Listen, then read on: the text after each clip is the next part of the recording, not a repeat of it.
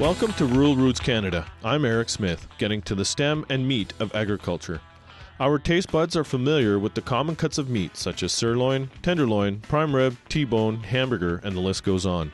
However, there are other parts of the cow which are not as familiar simply because they don't sound appetizing. Celebrity chef Chris Pritchard from Toronto might be able to get you over your fear for one of his favorites. Tongue, it's something that's underused, and there's lots of ways to use it and stuff too.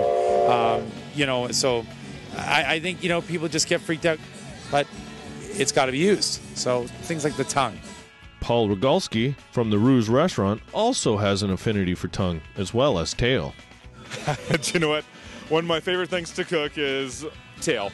There's just so much flavor to it. And the tongue as well, if it's done properly.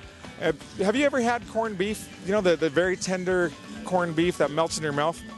Tongue can be just like that. It's one of those things that we cherish in the kitchen. In fact, I know this sounds kind of bad, but we have tongue wars at the restaurant. Pritchard says this talk wouldn't be complete without cooking up some prairie oysters. You know what? I'm English, So, sure. Should I tell them what it is? Yes. It's the nuts. Lovely. And it's one of those things that I want to, feed the children and after say, that's right, you just ate nuts. No, I love it. Yeah, not the squirrel kind. Yeah, not the squirrel kind, that's for sure. For Rural Roots Canada, I'm Eric Smith, getting to the stem and meat of agriculture. Can I be a beef expert? Sounds great to me. It's like, what a great job. What are the hours? Yeah. Yeah.